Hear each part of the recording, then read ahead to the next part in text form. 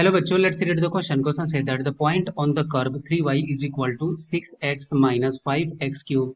The normal at which passes through the origin is option A 1, 1 by 3, option B 1 by 3, 1, option C 2, minus 28 by 3, option D none of these.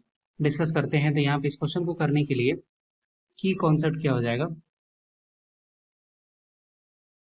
Question का की concept हो जाएगा कि अगर दो line है और वो दोनों लाइन एक दूसरे के अगर परपेंडिकुलर है और एक लाइन है जिसका स्लोप अगर m1 है और दूसरे वाला लाइन का स्लोप m2 है, इन दोनों का प्रोडक्ट किसके बराबर होता है? ये होता है -1 के बराबर।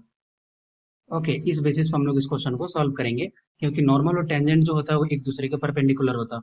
तो हम लोगों को क्या चाहिए? हम लोगों को नॉर्मल की इक्वेशन चाहिए। तो हम लोग क्या करेंगे? सबसे पहले टेंजेंट की इक्वेशन निकालेंगे और उसके बाद से इस प्रॉपर्टीज का यूज करके हम लोग नॉर्मल की इक्वेशन निकालेंगे और फिर यहाँ पे इक्वेशन में वैल्यू पुट करके देख लेंगे कि कौन सा इक्वेशन में जो है वो पॉइंट जो है वो पास कर रहा है। तो जस्ट ये कंसिडर कर रहे हैं कि ये कोई पॉइंट ए है, पी है, जिसका कोऑर्डिनेट ई कॉमा बी है। ओके, और ये हमें निकालना है कोऑर्डिनेट। तो हमारे पास इक्वेशन क्या दिया है? इक्वेशन दिया है 3y and this is equal to 6x minus 5x cube. Okay, अब यहाँ से क्या चाहिए? हमें चाहिए स्लोप। स्लोप के लिए क्या करेंगे? dy by d x. तो ये हो जाएगा 3dy by d x, this is equal to 6 minus ये हो जाएगा 15x स्क्वायर। ओके, तो यहाँ से dy बाई डी एक्स का वैल्यू क्या हो जाएगा? dy बाई डी एक्स का वैल्यू ये 3 से अगर कैंसिल करेंगे तो ये हो जाएगा 2 माइनस 5x स्क्वायर। ये वैल्यू आ गया। ये आ गया स्लोप किसका? ये आ गया स्लोप टेंजेंट का। अब अगर ए और बी पॉइंट से अगर पास हो रहा है तो ये हो जाएगा 2 minus 5a square. Okay, 5a square. अब हमें ये पता है कि नॉर्मल का अगर स्लोप चाहिए होगा तो क्या लिख सकते हैं?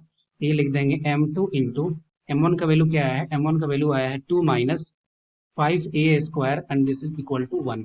तो यहाँ से m2 इज इक्वल टू हो जाएगा 2 1 अपॉन 2 माइनस 5a स्क्वायर। ये वैल्यू आया। अब हमारे पास m2 निकल गया। जिस पॉइंट से पास हो रहा है ये भी हमें पता है, और क्वेश्चन में क्या बोल रहा है कि ओरिजिन से पास हो रहा है। Okay, it passes through the origin. तो यहाँ पे इक्वेशन ऑफ द लाइन क्या लिख सकते हैं? इक्वेशन ऑफ द लाइन हो जाएगा y minus 0, this is equal to slope. Slope का वैल्यू क्या है? स्लोप का वैल्यू हो जाएगा यहाँ से, सॉरी, यहाँ पे ये वैल्यू कितना बड़ा होगा? ये तो -1 है ना, ये वैल्यू है -1 के इक्वल।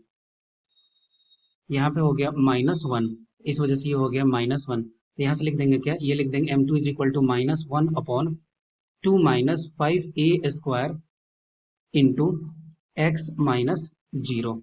ओके, ये वैल्यू आया। अब हमारे पास इक्वेशन फाइनली अगर देखें तो फाइनली क्या आ गया? y is equal to -1 upon